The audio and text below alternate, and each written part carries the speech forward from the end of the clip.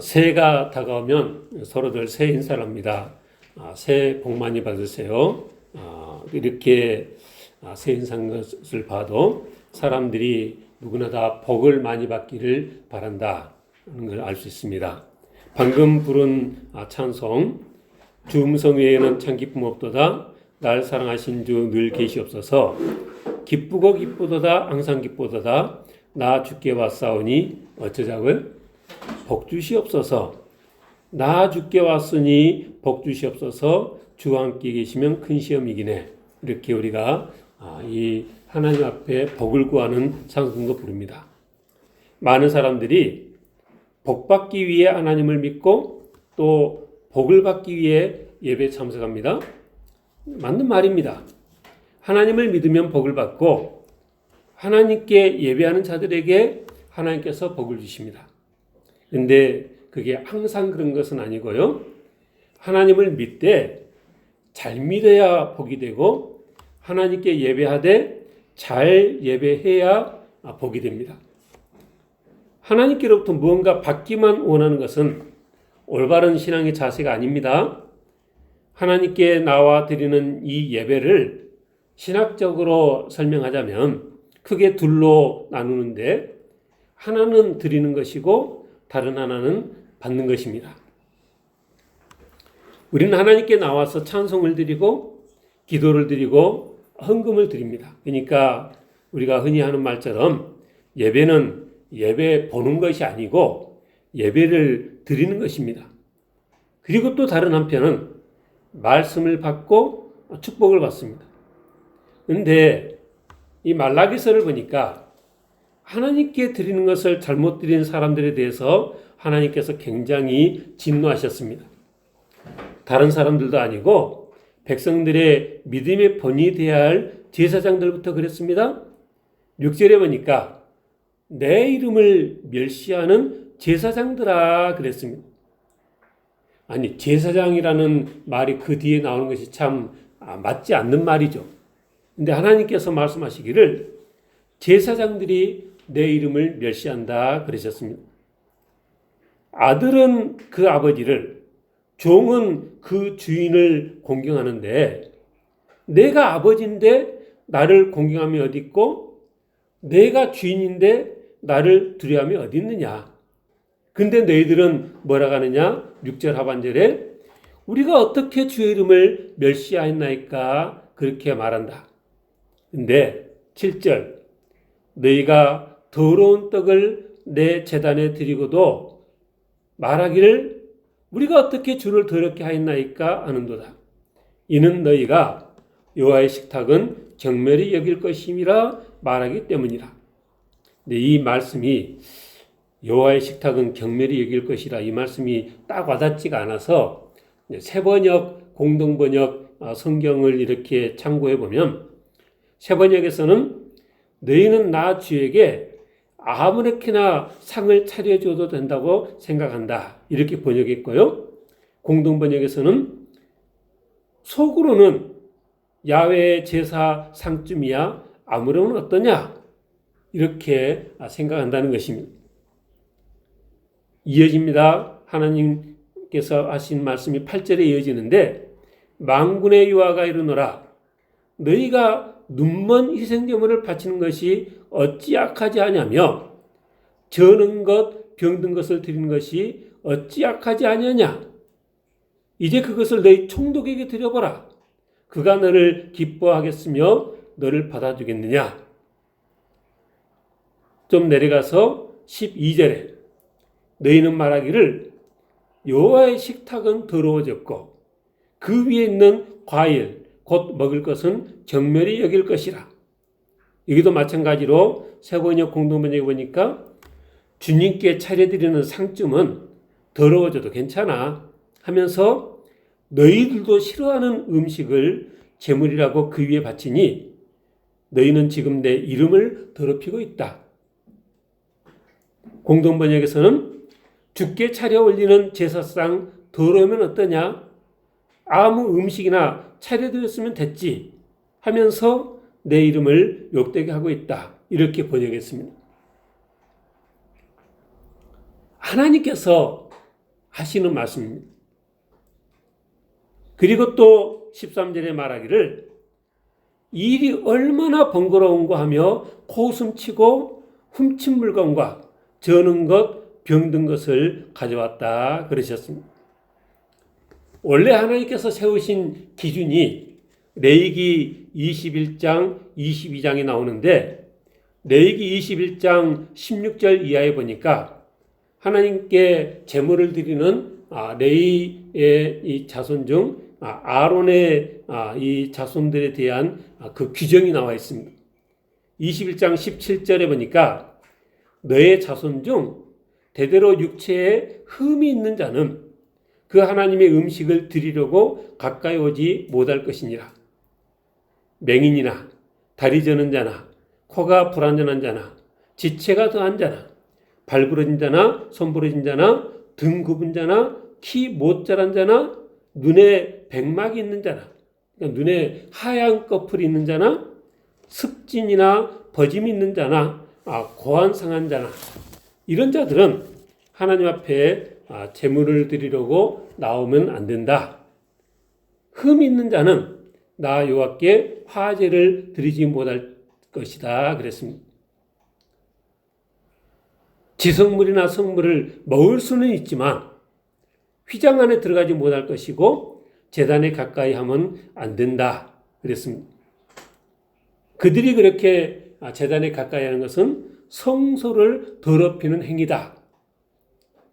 그리고 이제 한 장 넘어가서 22장에 계속 이어지는데 내게 드리는 성물에 대하여 스스로 구별하여 내 성물을 욕되게 함이 없이 하라.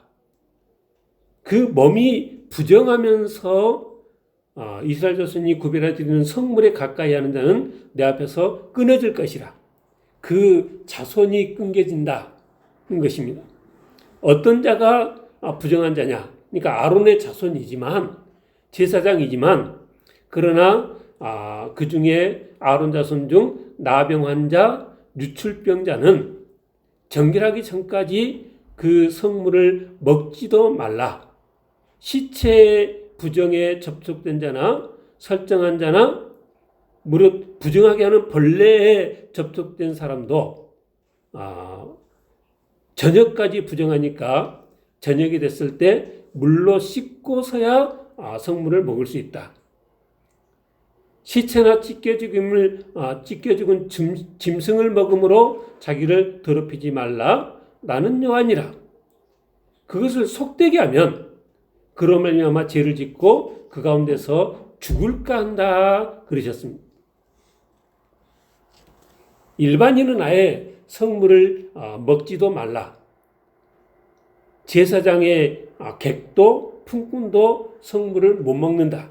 다만 제사장이 돈으로 산 사람이든지 그 집에서 출생한 자는 먹을 수 있지만 그리고 또 제사장의 딸이 다른 데로 시집 갔다가 다시 만약에 돌아오면 과부가 됐든지 이혼을 당하든지 그래서 이전처럼 다시 그 아버지의 집에서 살게 되면 먹을 수 있지만 그렇지 않은 경우는 이 성물을 먹지도 말라.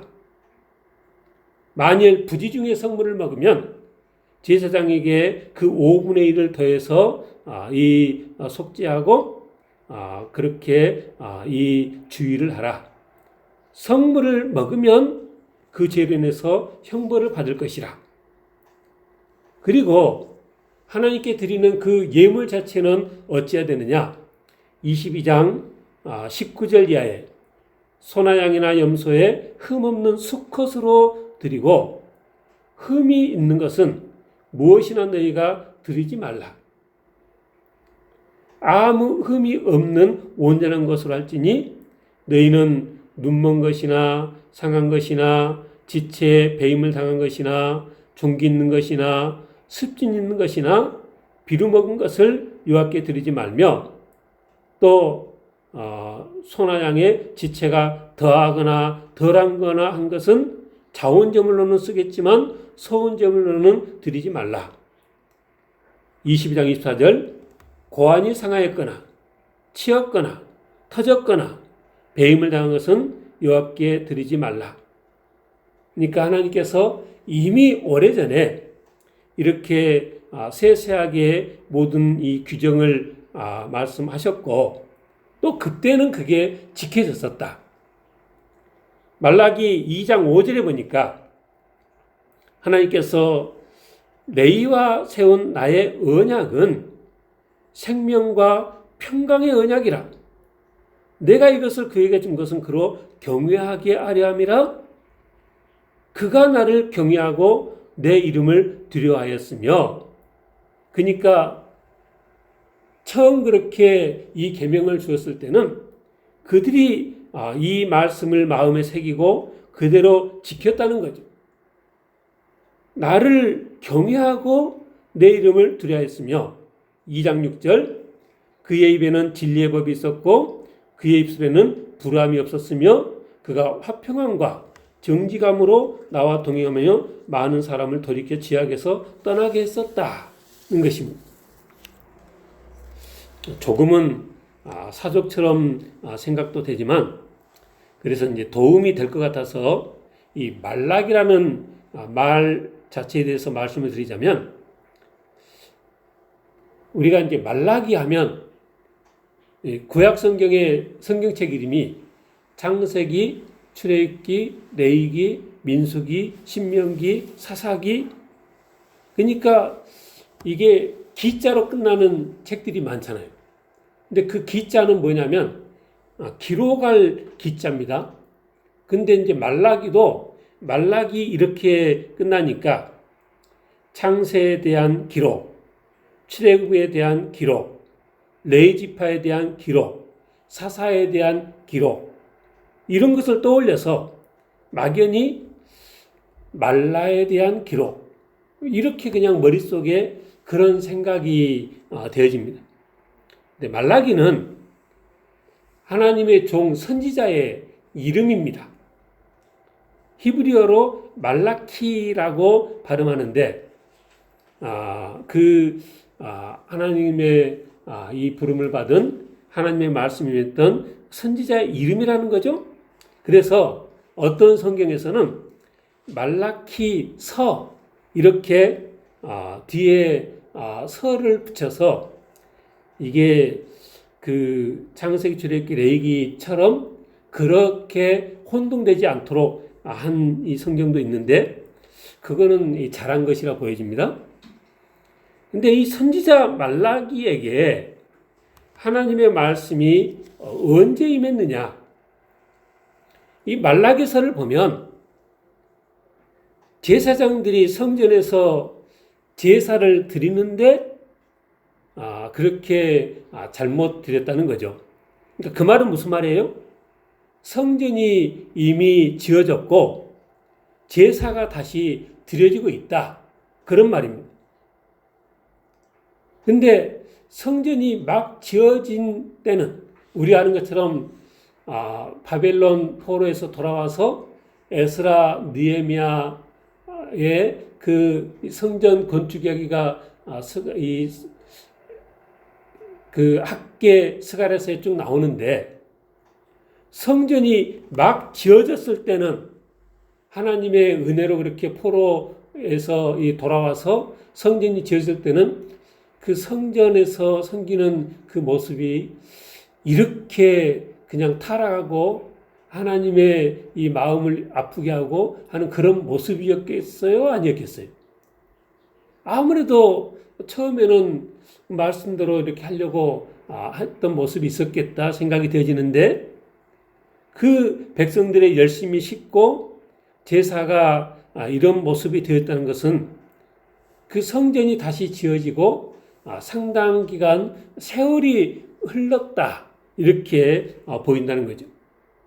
또 이제 여기 말라기에 보면 그 너희 총독에게 드려봐라 이런 말씀을 볼 때 이게 바사의 총독이 언급되는 것이라든지 또 말라기서를 읽어보면 그 제사장들이 이렇게 하나님 마음을 아프게 하는 이런 이 행태를 보이는 것과 또 이스라엘 백성들이 11조를 하나님 앞에 도둑질하는 것과 또 이방인들과 결혼하고 그리고 또 이혼에 많은 이 문제들이 있고 하는 걸 보면 우리가 에스라서, 느헤미야서에 나오는 모습과 이렇게 딱 겹쳐 보인다는 거죠.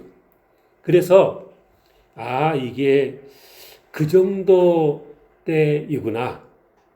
그래서 에스라, 느헤미야 그 포로 귀환 후에 성전을 건축하고 다시 성벽을 완공하고 나서 그 이후에 되어졌던 그 상황과 유사한, 그래서 성전이 지어진 게 주전 516년이라 그렇게 흔히 얘기하니까, 그리고 세월이 흘러서 주전 500년에서 480년, 더 늦게 잡은 사람들은 주전 450년에서 430년 이 정도 무렵이다. 그리고 또 어떤 사람들은 이 말락이라는 말이 나의 천사, 뭐 이런 나의 종 이런 의미니까 이게 그 어떤 구체적인 이름이 아니라 그냥 어떤 칭호라 생각하고, 그래서 아마 이 에스라를 그렇게 에스라가 이런 식으로 썼지 않았겠느냐, 그렇게 이해하는 학자들도 많이 있습니다. 근데 이 당시 제사장들이 어땠느냐? 2장 7절에 보니까 하나님의 말씀이십니다. 제사장의 입술은 지식을 지켜야 하겠고 사람들은 그의 입에서 율법을 구하게 되어야 할 것이니 제사장은 만군의 여호와의 사자가 됨이거늘. 어쨌다고요? 8절. 너희는 옳은 길에서 떠나 많은 사람을 율법에 거스르게 하는도다. 나 만군의 여호와가 이르노니 너희가 너희의 언약을 깨뜨렸다 그러셨습니다. 너희가 내 길을 지키지 아니하고 율법을 행할 때에 사람에게 치우치게 했다. 사람에게 치우치게 했다는 말이 그 세번역 공동번역에서는 편파적이었다. 인간 차별을 했다. 뭐 이렇게 해석을 했습니다. 그리고 우리는 한 아버지를 가진, 그래서 각 사람이 이 모두 다 하나님의 지으신 바인데 2장 10절 중반절에 어찌하여 우리 각 사람이 자기 형제에게 거짓을 행하여 우리 조상들의 언약을 욕되게 하느냐. 유다는 거짓을 행하였고 이스라엘과 예루살렘 중에서는 가증한 일을 행하였으며 유다는 여호와께서 사랑하시는 그 성결을 욕되게 하여 이방신의 딸과 결혼하였다 그랬습니다. 그리고 14절에 보니까 너와 내가 어려서 맞이한 아내 사이에 여호와께서 증인이 되시기 때문이라. 그는 네 짝이요 너와 서약한 아내로되 내가 그에게 거짓을 행하였도다. 근데 이 계속 거짓을 행했다는 말씀이 나오는데 다른 번역본에서는 너희가 그 형제를 배반을 했다. 같은 민족임에도 배반을 하고 또 어려서 맞이한 아내도 내가 배반을 했다. 세번역 공동번역에 보니까 네가 젊은 날에 만나서 결혼한 너의 아내를 배신하였기 때문이라. 왜 이러시냐고 묻는데 그 까닭을 말해주려. 네가 배반한 너의 조강지처 약조를 맺고 혼인한 아내 너의 짝과 너 사이에 야훼께서 증인으로 나서셨기 때문이다. 이렇게 이 번역을 했습니다.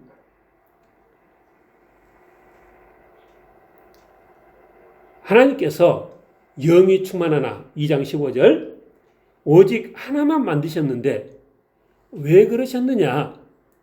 이는 경건한 자손을 얻고자 하심인데, 그래서 너는 심령을 상가지켜서 어려서 맞이한 아내에게 거짓을 행하지 말라. 나는 16절 이혼하는 것과 옷으로 학대를 가리는 자를 미워한다.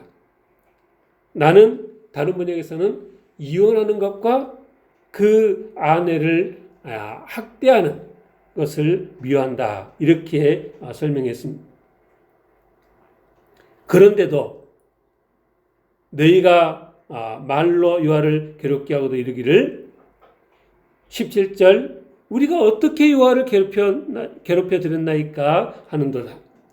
이는 너희가 말하기를 모든 악을 행하는 자는 여호와의 눈에 좋게 보이며 그에게 기쁨이 된다 하며 또 말하기를 정의의 하나님이 어디 계시냐 함이니라. 도대체 무슨 말이에요? 모든 악을 행하는 자는 여호와의 눈에 좋게 보이며 그에게 기쁨이 된다. 그냥 이제 하나님 이 전혀 아랑곳하지 않고 막 간다는 거죠. 이스라엘 백성들의 이런 모습은 우리가 사실 구약 성경 내내 있었던 모습이기 때문에 말라기에서 이렇게 언급됐을 때 그냥 그러려하고 읽어 내려갈 수 있습니다. 그런데 하나님께서 말라기 선자에게 이런 말씀을 하고 계시는 때가 어떤 때이냐라는 걸 생각해 보면 그 의미가 더 새롭게 다가온다는 것입니다. 나라가 망하고 포로로 끌려가서 소망이 없던 이 나날을 보내던 이스라엘 백성들이 어느 날 갑자기 고레스 왕의 이 조서로 다들 본국으로 돌아오게 됐고 많은 성전 기물과 금은보화를 받아들고 이 이스라엘 땅에 다시 왔습니다. 하나님의 은혜로 성전이 조금 우여곡절이 있었지만은 다시 건축되어졌습니다. 우리가 지난주까지 살펴본 것처럼 학계 스가랴 선지자를 하나님께서 보내셔서 그 방해 세력들로 인해서 중단됐던 성전을 다시 짓게끔 권하셨고 그 말씀에 이제 다시 은혜를 받아서 이스라엘 백성들이 여전히 세상 법으로는 성전 건축을 하면 안 되는 때였지만 하나님의 말씀에 용기를 내서 성전을 건축하고 성전이 완공되어진 이후입니다. 그러긴 했지만 그러나 여전히 바사의 그 지배하에 있었고 하루하루 사는 것이 만만치가 않았다는 거죠. 또 그 농작물 수확도 보잘것없고 성경 여러 기사를 보면 황충의 피해도 많았고 그래서 사람들이 먹고 사는 게 힘들어지니까 하나님에 대해서 이 적대하고 말씀을 어기는 그런 삶을 살기 시작했다는 것입니다.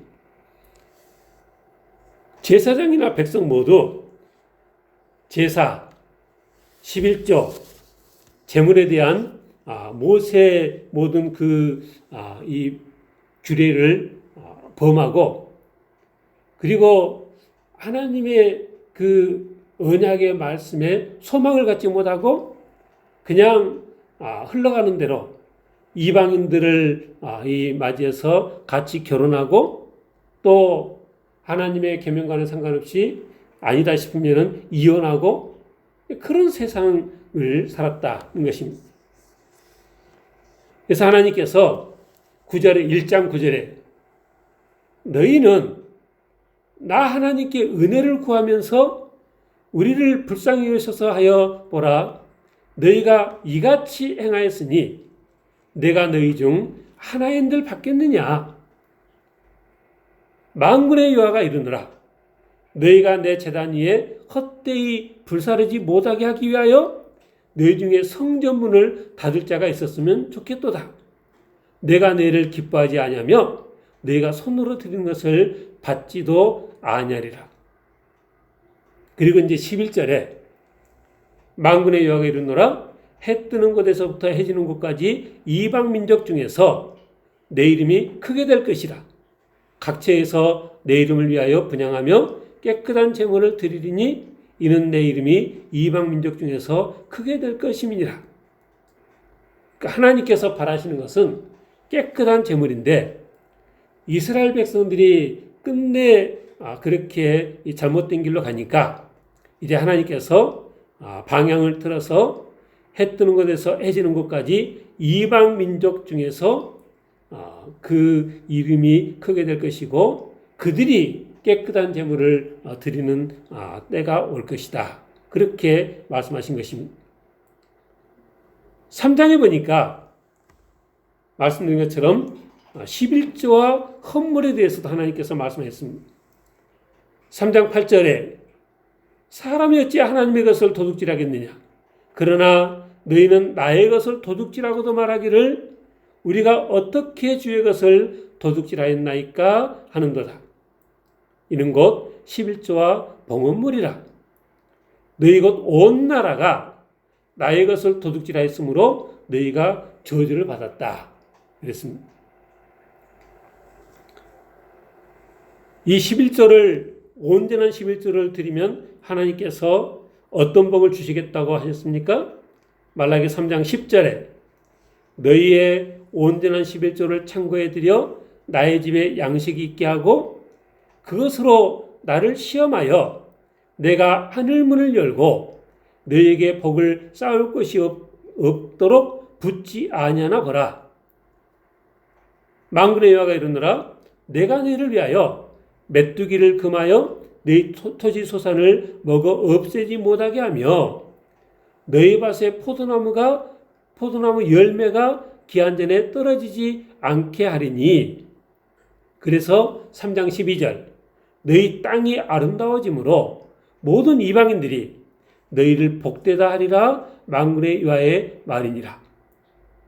어떻게 하면 그렇게 이방 사람들도 야 너희는 정말 복받은 민족이구나 그렇게 말하는 그런 이 상황이 된다는 것입니까?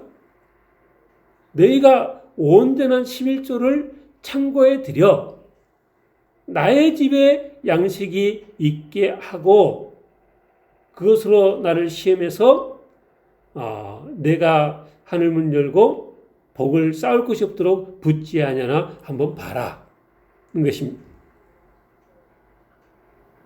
근데 그들이 하나님의 이 계명을 어겨서 11조와 봉헌물을 도둑질했고 그래서 많은 어려움을 겪었다. 하나님께 드려야 되는 것 잘 드리지 않으면 화가 된다는 것입니다. 또 하나님께 자원해서 드리는 것도 우리가 신약성경에 보니까 아나니아 삽비라 같은 경우는 드리고도 성령을 속여서 죽임을 당한 그런 예도 봅니다.